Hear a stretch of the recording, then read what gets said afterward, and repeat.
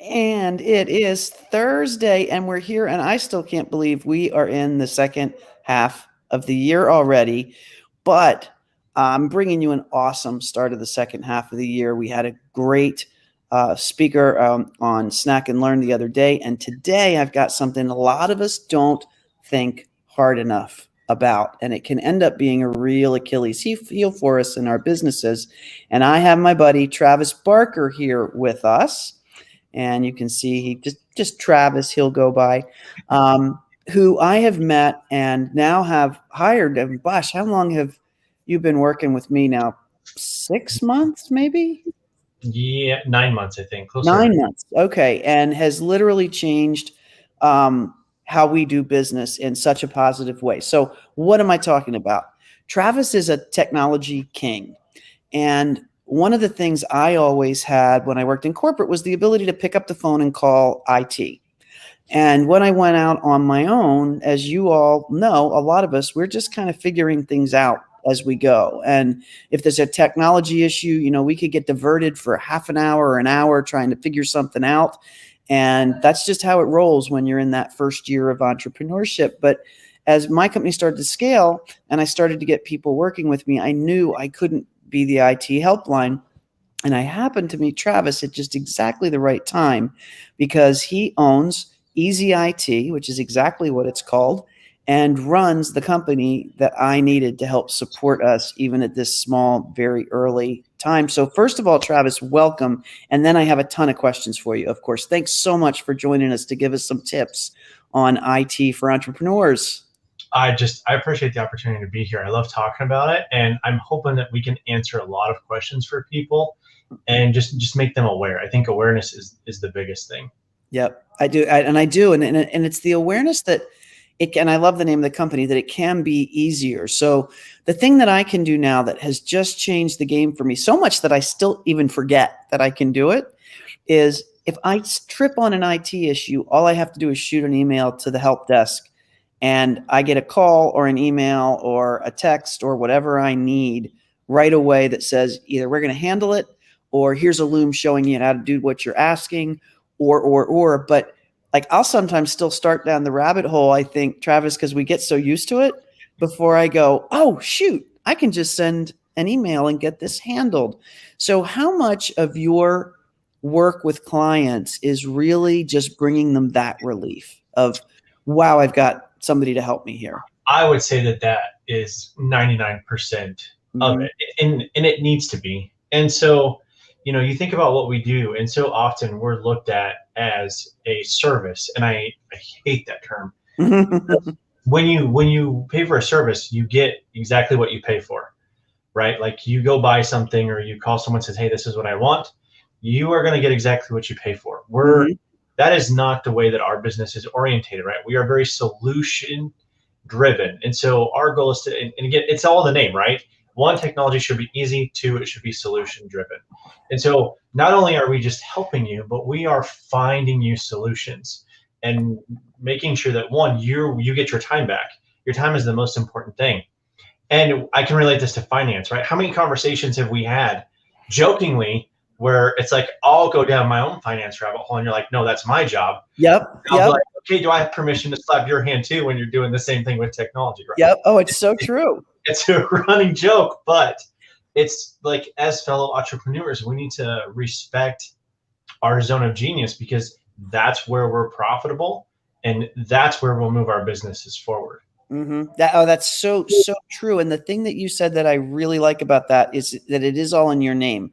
And I think it's kind of like with finances and bookkeeping as well. People or entrepreneurs get the feeling they have to power through this stuff by themselves.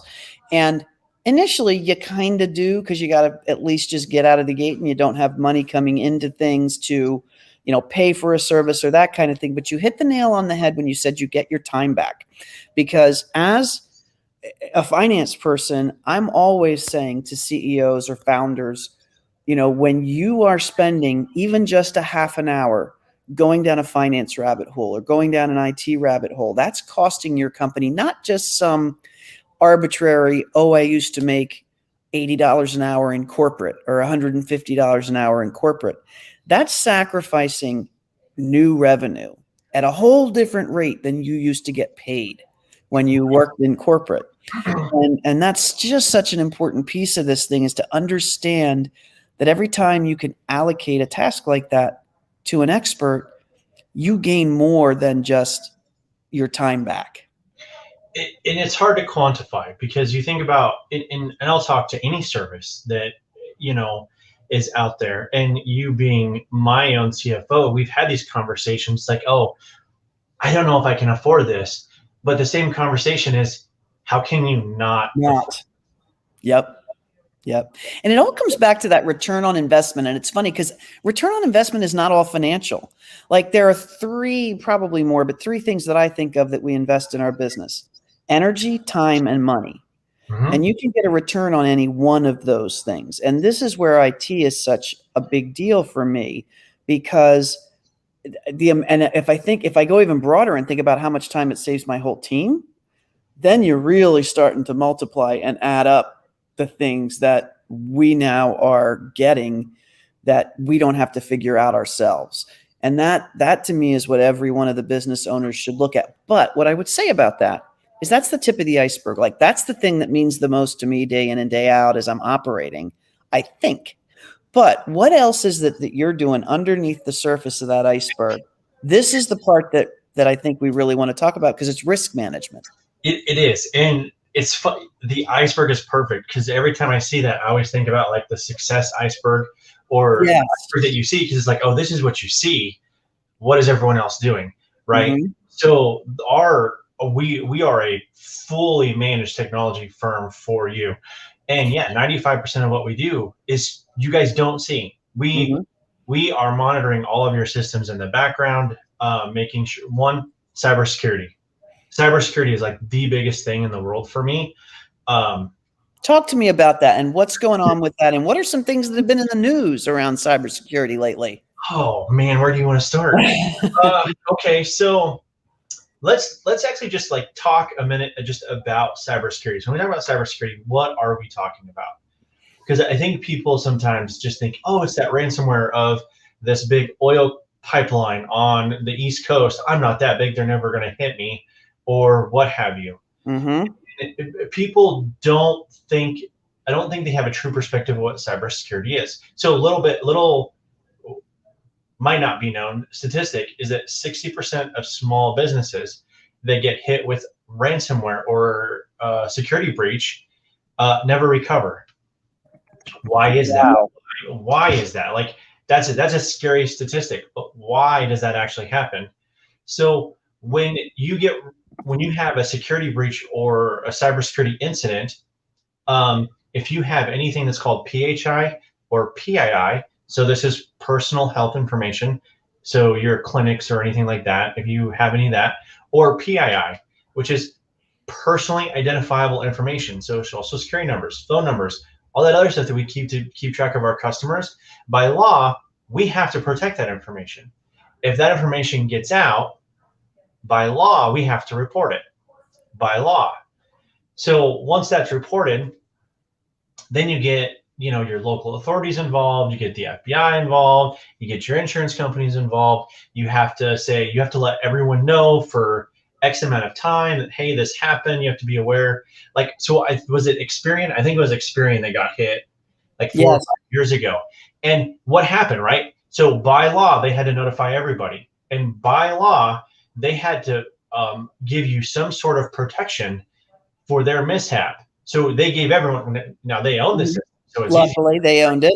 Doesn't cost them any money. Say, here's your free monitoring for 2 years, and then it actually worked out well for them, because then people paid for it afterwards. Right.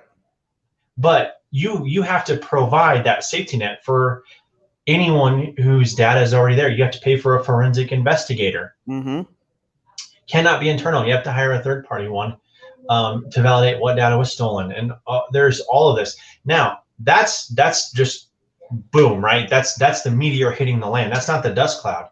The dust cloud is, how long are your operations out? Because Right. you can't run. You can't run your business. You can't run your business. You can't make money. You still, are you still paying employees? Your business expenses are still going up. How much data did you have to recreate? Do you have Mhm. know, if you don't have good backups or systems or all of that. And this is not necessarily to put fear into people. This is just to make people, Aware. aware. Yeah, it's like if you don't do your finances, the IRS is going to come knocking on your door. That's not to say, It's just real. hey, you need a bookkeeper, but if you don't do it right, It's just real. and It's, I, it's oh, go ahead. sorry, see, I I was can see going to say that the thing that I see here, that there's kind of three things. There's ransomware, which is we've got your stuff and you need to pay us X to get it back. Mhm. There's security breach where, for example, and this goes for anybody, every coach out there who's taking a credit card number from somebody or ACH bank information from somebody, if you're doing it directly instead of through a Stripe or a PayPal or something like that, and even if you are doing it through them in some cases, you're responsible if that information gets out, and it can cost you money because there's a whole set of things you have to do if that stuff gets stolen. And then the third thing is they can just crash your systems. And I, as a finance person, I have a ton of highly confidential data from people, as you can imagine. And I used to go in my head, not used to go in my, I mean, I said, oh, I know I have backups because I think Google does a backup and I could go get a file if I lost it, or I know Dropbox does something, but I didn't have 1,000% confidence against it. I had insurance in case something happened, but not confidence that I could continue to serve my clients if something happened. And now I've got 1,000% confidence because you'd have to explain in some way I can't understand. But if I called you tomorrow and said, all my data is gone, you'd have it back up and running for me. How quickly? depending on the extent of the damage, but typically by the end of the day. There you go. And that's magic for somebody who's got information about clients, and we're all working virtually now. The other thing that we do. So I've talked to you about like our 7-layer security stack, and not to get into tech mumbo jumbo, doesn't matter, right? Think 7 layers of protection. We can guarantee, I shouldn't say guarantee, let me rephrase that, but we can see how far the damage is. So we can tell you, oh, did this happen? Do you have to tell somebody? Or no, we stopped the attack before it got far enough. You're good. Mm-hmm. Brush your shoulders off, get back to work. Yeah. So I guess that's the other thing I didn't mention. The likelihood of there being an attack now is gone. And I have contractors working for me. I have employees working with me. I have all sorts of folks accessing our systems, and I no longer have to worry about anything like this happening because the likelihood is like 1% it's going to get through all 7 layers of this security. Right. And then so, the thing in ours is it used to be 10 years ago, you'd be like, okay, we're going to stop you getting hacked. It's the possibility is it's not if, it's when. When it happens, do you have all of the safeguards in place so that it doesn't run amok? Mm-hmm. Yep. Like that's the thing. And it's not just the ransomware. Ransomware is the easiest one to talk about because it's the most common that people are familiar with. Mm-hmm. But like all the email scams that come through that will now look so real. Oh my god. Yeah. Hey, you know what? They're working overtime. Yeah. My most frequent email to the helpline is, before I click on anything or before I let my team click on it, I said, even if it looks like it's an email from me that says, you've been fired, click here, or you just got a bonus, click here to collect it. Forward that thing. If it doesn't make sense, if it's look and forward it. And I send so much stuff, probably one a day, that actually might make it through and say, is this phishing or is it real? And get the answer back right away. Nope, that's real, go ahead, or nope, phishing, kill it. And then they make sure it never comes again from that same source. So it's really limited the number of times I have to take pause and go, wait a minute, is that real or is that not real? Kind of. Oh, I did click on that.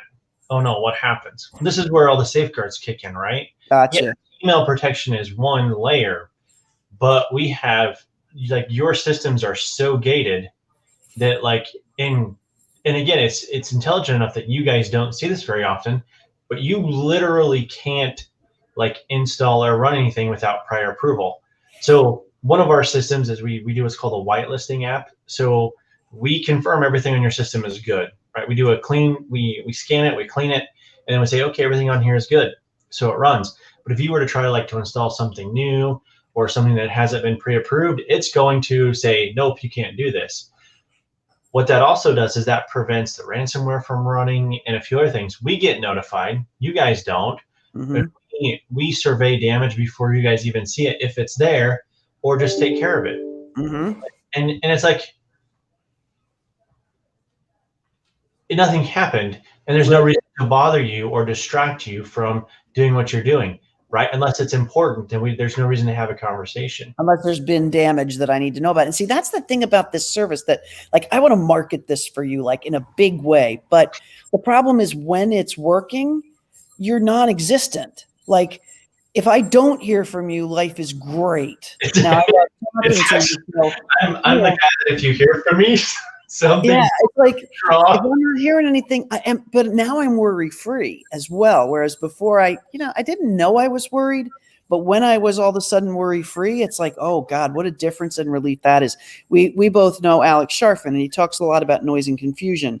And whether you know it or not as an entrepreneur, when some base isn't covered, you have noise and confusion about it. It might not be there all the time. It might not be even conscious to you. But there was stuff whirling in my head every now and then that would get watered. That was, God, what happens if I lost that data? Or, man, if that email's gone, I'm in trouble. I could literally call Travis and say, I just deleted something by accident. Can we get it back? And the chances are pretty darn good that we could. I couldn't have done that in Google before at all. I wouldn't have known how to do it. I would have taken 3 days to try and figure it out, and I would have lost whatever it was at that point. So the thing that I want to really point out also is, folks, this is not I always thought before I met Travis, oh man, to do IT in my business and literally have that taken care of for me, it's going to cost me thousands and thousands of dollars a month, and I can't afford it. Not true, folks. The cool thing about Travis is that he fixes his package to support your size business. And it is, you're talking to a CFO now, incredibly, surprisingly to me, reasonable. And who knows, as a CFO, I may caution him to raise his price someday. So you might want to talk to him soon, but it's incredibly reasonable for the level of complete relief you get. Now, you support people in both the Google and the Microsoft worlds, Travis? We do. We always make sure that the system you're using is right fit. Mm-hmm. And we can talk about that if you want, because we went through that with you. Mm-hmm. Yep. Yeah, so we were a Google shop because Google's what's there now. I had grown up in corporate, so I was always a Microsoft shop once it got created. I was in corporate long before it ever existed. But once it was created, we were Microsoft. And when I came out as an entrepreneur, it was all Google because it was basically free and easy. And they started to compete pretty well with Microsoft at the basic level for entrepreneurs. 1, 2, 3 people on the team, that kind of thing, right? I mean, they made a good play. Gate of entry for Google is phenomenal, and I will give them lots of credit for that. The whole G Suite thing, it's affordable. For the most part, it's intuitive, it's easy to use, and brand new companies can leverage it very quickly, right? Mm-hmm. Learning curve is low. And yeah, so your go-to-market with Google is very, very quick. Mm-hmm. And so what we see is, younger companies and younger entrepreneurs adopt that early. As you start to grow and scale, you see some of those constraints very slowly start to apply themselves. That's not to say that you can't use Google in a 1,000-employee business. Mm-hmm. You can. But it's really all about what you're trying to do, what you're wanting to do, and the level of security that you need. For going back to the whole PII and PHI thing, there are some levels of security that you pay extra for that you need. Just one reference that I like to make is, everyone heard about the JEDI contract, I think, that the government made, or that Amazon and Microsoft were fighting for. Okay, now talk about that. I don't know about that. It's $10 billion. I think it was a $10 billion contract. Wow. That came up in 2019. They were fighting about it, and they awarded it to Microsoft. Um, so I think about, like, the security that Microsoft provides. It's inherent. The learning curve is a little bit steep, this is where there's an advantage to having a consultant. But the tools that you can leverage are also more vast. We were talking about one right before this call, right? So Mhm. just the things that are, as you start leveraging all of those tools, and we start talking about productivity and efficiency in your business, just having them in your tool belt already in an ecosystem where everything's integrated makes your business so much smoother. And let me talk about this, because as a Google user, I had to buy a bunch of different apps. I had to buy a Zoom. I had to buy a Calendly or an Acuity. I had to buy. So I had Google, and it was great, but it had some of these exposures. But now with Microsoft, and as part of the programs with Travis's team, I don't pay for Microsoft. I don't pay for Microsoft 365 because it's part of just it's not even a pass-through billing. I still can't believe I don't pay for it, but he gets it. And as a client of his, you get all of the Microsoft stuff, but all of those apps are now inside Microsoft. So I'm not leaving the platform to do things as frequently. So there's an upside to Microsoft at some point for a scaling business for sure. But that doesn't mean that people can't stay in the Google world and still get this same kind of security layer and support. Right. Yeah. And that seemed like a very big Microsoft pitch. I didn't intend for it to be. Mm-hmm. We support both systems, right? Mm-hmm. Because the system that you live in ultimately is very minimal, for what we do, Yep. right? Because really your system is what you use for mostly email and maybe your Meetings. office suite. Mm-hmm. That now to you, that's 95% of your business. Right. What we do, it's 5% of what we do. So really it's Wow. negligent. Yep. Wow. And that's what's so cool about it. Now, what is a typical thing or two that we can tell some entrepreneurs that they should be paying attention to, even if they don't have, IT support or whatever? And we're going to give you, in fact, I'll go ahead and drop it in the chat now so that you guys have it, a link where you can get a hold of Travis and just, do a review of what you've got in place and see if it makes sense to have him, kind of do a review of things for you. But what are a few tips you can give entrepreneurs, one, two, or three things that we can leave them with here today and say, hey, regardless of whether you call me or not, make sure you do these two or three things as an entrepreneur? Oh, so which, like, I guess mainly, that's talking about security. So um, the number one thing is there's lots of free training out there on just understanding the awareness of scams, and you can pay for some platforms for phishing training and things like that. But um, as people, we are typically the weakest link in an organization system. And so either check the sender, verify the sender, verify the domain. Lookalike Yeah, domains carefully, right? lookalike domains are so common, where if someone has like an L, they'll put a one, Yes. or if they have an L, they'll put a capital I, and you can't see that because they can put how it comes in. I'm Um, going to actually tell a little story there that's a finance nightmare. And this is one of my actual clients that this happened to. And the person who actually initiates bank transfers got an email from the owner of the company that said, initiate and it was a lot. I forget, let's call it $15,000 wire transfer to such and such today. And under normal conditions, I hadn't been in there quite long enough. Wires get approved and all of that, but this was still, I just gotten there, and there was it got out. The wire went. And when we looked carefully at the email address, because the owner said, I never sent you anything to do that. And he was like, yeah, here's the email. And L had been changed to a 1. And it's that easy. And if a business doesn't have an awareness that that's happening, and guess what? That $15,000 didn't come back. It was gone, just like that. So that's an example of that lookalike thing. yeah, most of it, will just have to do with emails and websites. Yeah. Making sure that, if you download something, make sure you know what it is. You're going to a legitimate website. Oh, cool tip. Okay, so if you get email on a mobile device, Uh-huh. I'm going to say 99% of the time, roughly, if you open a malicious email on your mobile device, it won't infect your phone because they're designed to run on either a Windows desktop or a Mac laptop. And so that Ah, ecosystem won't allow it to run and it will fail. So you can open attachments and make sure that there's no malicious code or see what it is, on your Android phone or your iPad or your iPhone. If there's any tip I had to give, that would be it. okay. No, So check it out on your phone instead of your computer. Yep, I'm not saying that attack vector won't change in the next 6 months, right? I say that someone's going to watch this 6 months from now and be like, "That's not true anymore." Yeah, you know that, but you've covered yourself now. We're good. But right now, yeah, that's like if you have anything suspicious, I tell everybody, open it on your phone and see, were you expecting that? Is that what it's supposed to be?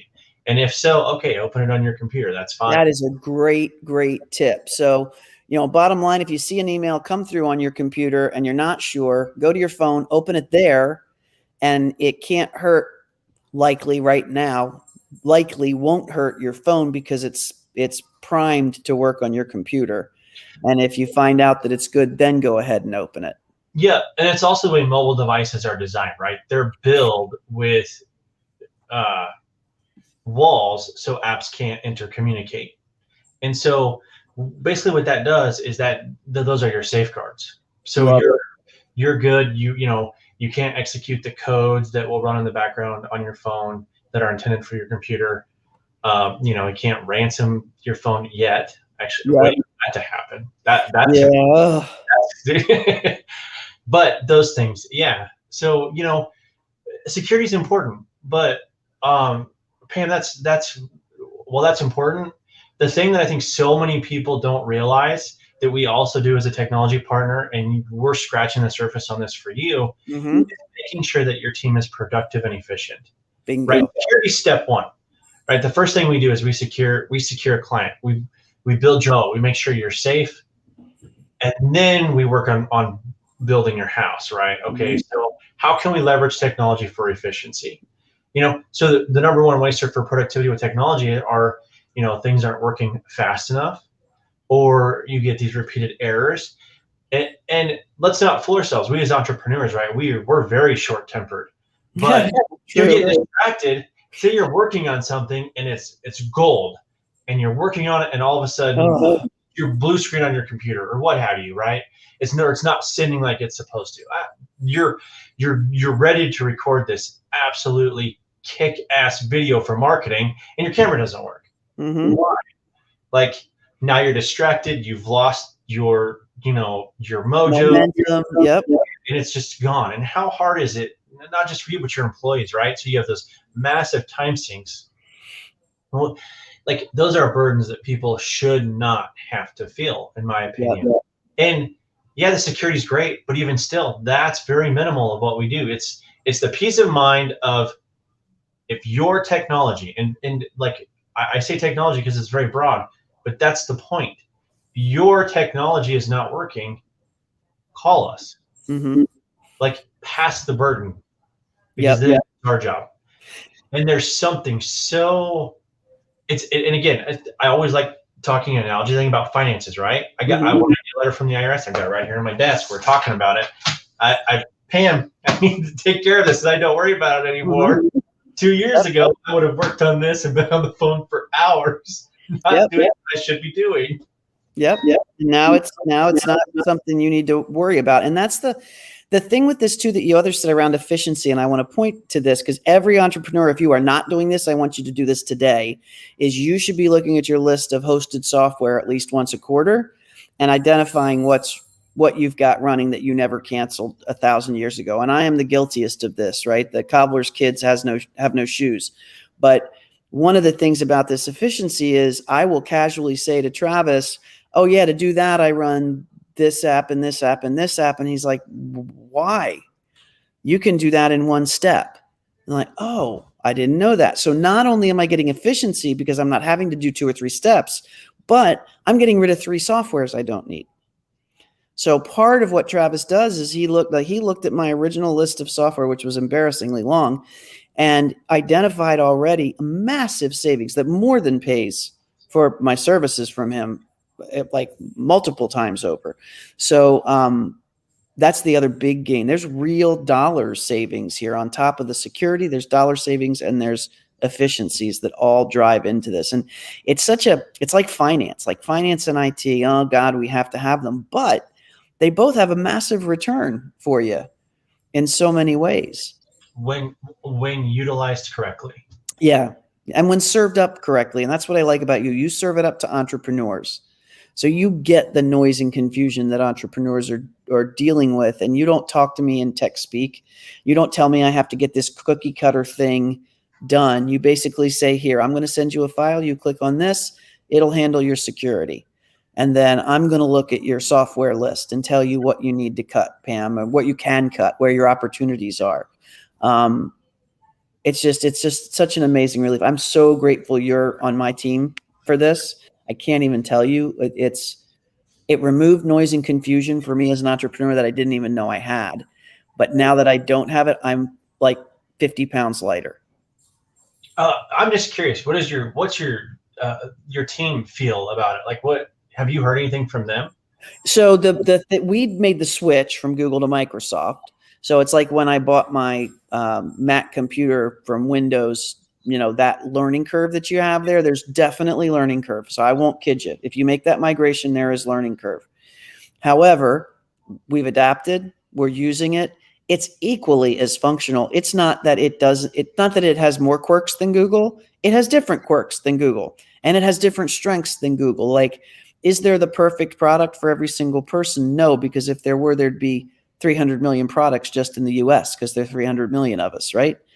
But it's got, number one, all the applications I could possibly need to do anything I need to do to run my office are in Microsoft Office or the 365 thing that I have access to. So it's just a matter of moving over. And outside a learning curve, it's basically been a non-event for my team, except that they can get help when they need it now. One of my team members' computers crashed. All of a sudden, they were able to just put a note into Travis and say, hey, my computer crashed, help me, which never would have happened before.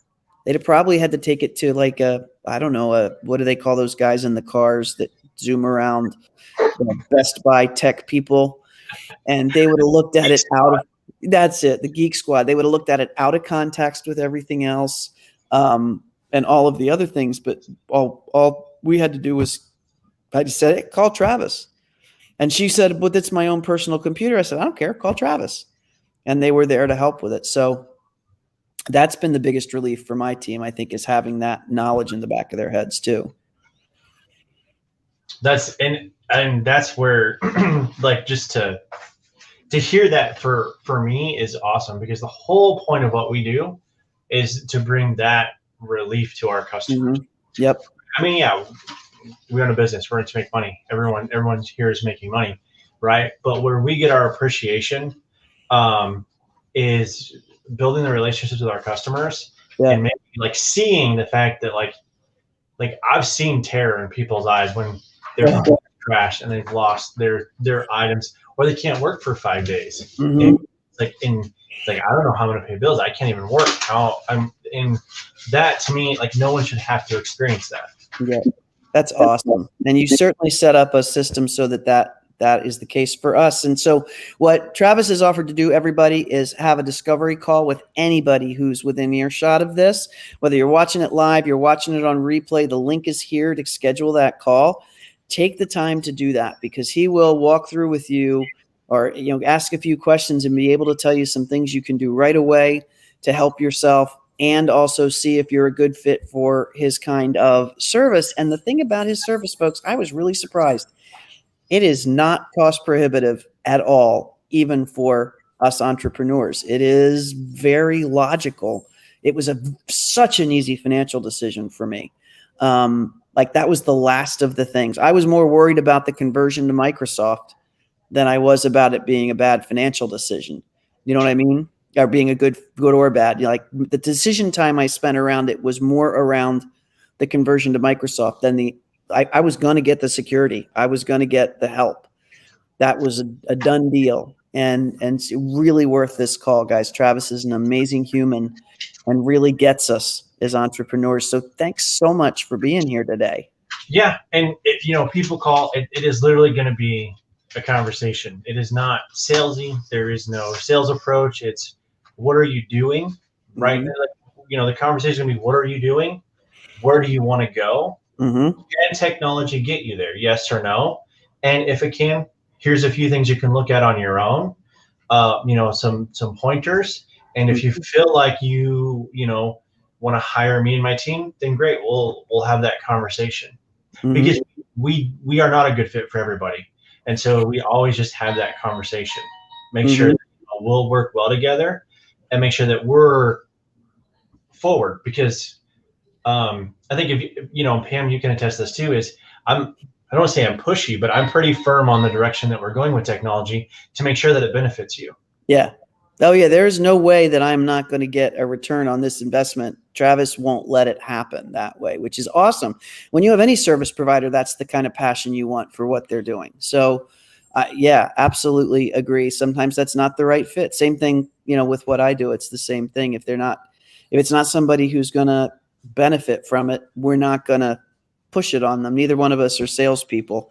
But it's such an important call to make because, like I said, even if you can't service somebody, you're still going to tell them how they can help themselves. Yes, that's the thing. Everyone should at least be aware. Yeah. When you're not aware of these things, that's when you get hurt. Yep. Right. Exactly. Awesome. Thank you so much. I really appreciate this, folks. If you hit this up with questions in here, Travis is going to be willing to be available for a couple of days to answer the questions, which I will tag and make sure I get to him for those answers. So if you have questions around your IT, one of the people I'm thinking about, Chris Lee, is you and your church right now. So drop the questions in here or pick up on that link and have a discovery call with Travis and ask some questions. So I am thrilled with the service we've been getting and the relief from it. Yeah, go ahead. Yeah, I want to point out because so many people think that IT requires us to be there. Right. And one of the good things, if there was a good thing out of COVID, is that it kind of really shattered that expectation. Yep. Because your team is completely remote, right? And we service them all over. And so that is not prohibitive at all. We service fully remote teams and offices that are miles away. Like we don't have to be there to do what we do. Yeah. And you don't have to have common set of equipment across to everybody, and it doesn't have to be company owned equipment. All of this surprised me. I had no idea. I thought to be able to work with Travis, I was going to have to buy computers for everybody, and they were going to all have to be similar, and they were all going to get locked down, and people couldn't do what they wanted to do. It is just not that at all. It's complete freedom with somebody giving you great advice and knowing that your security is handled and saving money. It's supposed to be easy, Pam. And it's easy. It's an easy solution. I love it. All right, Travis, thank you so much. Everybody, I wish you a great weekend. I'll see you again soon. And Travis is easiest guy in the world to talk to. So believe me, take him up on this offer. Get that advice and see if this is something that you might be ready for, especially if you're in the mode of scaling right now. All right, Travis, you have a good weekend. I appreciate it. Thank you so much. Bye, everybody.